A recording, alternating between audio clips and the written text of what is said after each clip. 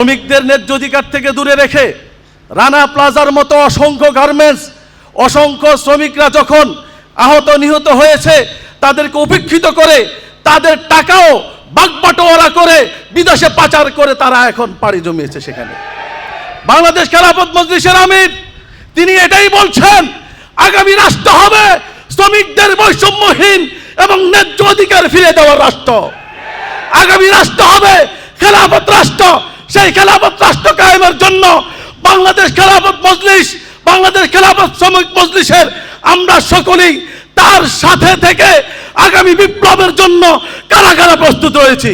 আসসালামু আলাইকুম ওয়া রাহমাতুল্লাহি ওয়া বারাকাতুহু। বাংলাদেশ খেলাফত শ্রমিক মজলিস কর্তৃক আয়োজিত আজকের এই জাতীয় কনভেনশনে প্রধান অতিথির আসন গ্রহণ করেছেন এদেশের মুক্তিকামী মানুষের রাহবার আল্লামা মামুনুল হক দামাত বারাকাতুহুম। উপস্থিত আছেন বাংলাদেশ খেলাফত মজলিসের মহাসচিব সহ অন্যান্য নেতৃবৃন্দ। কৃষক মজলিসের, বাংলাদেশ খেলাফত শ্রমিক মজলিসের আজকের এই আয়োজনকে সাধুবাদ জানাই। আসলে শ্রমিকদের ন্যায্য অধিকার এদেশের থেকে শ্রমিকরা বঞ্চিত রয়েছেন দীর্ঘদিন যাবৎ। আমরা জানি আমাদের কৃষক শ্রমিক যারা আছেন, বিশেষ করে কৃষি শ্রমিক, তাদের শ্রমের মাধ্যমেই আমরা আহার গ্রহণ করি। গার্মেন্টস শ্রমিকদের শ্রমের মাধ্যমে আমরা জামা কাপড় পরিধান করি। নির্মাণ শ্রমিকদের শ্রমের মাধ্যমে আমরা বসবাস করি। আর প্রবাসী শ্রমিকদের ঘামের টাকা দিয়ে আমরা আমাদের আহ্লাদগুলা পূর্ণ করি। এই চার শ্রমিকের স্তম্ভের উপরই একটা রাষ্ট্র গঠিত হয় এবং দাঁড়িয়ে থাকে।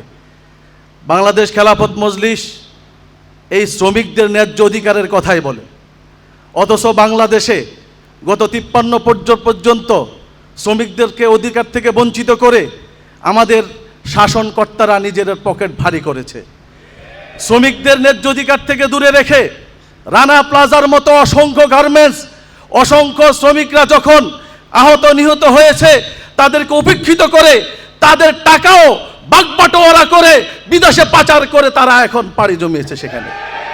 বাংলাদেশ খেলাফত মজলিসের আমির তিনি এটাই বলছেন, আগামী রাষ্ট্র হবে শ্রমিকদের বৈষম্যহীন এবং ন্যায্য অধিকার ফিরে দেওয়ার রাষ্ট্র।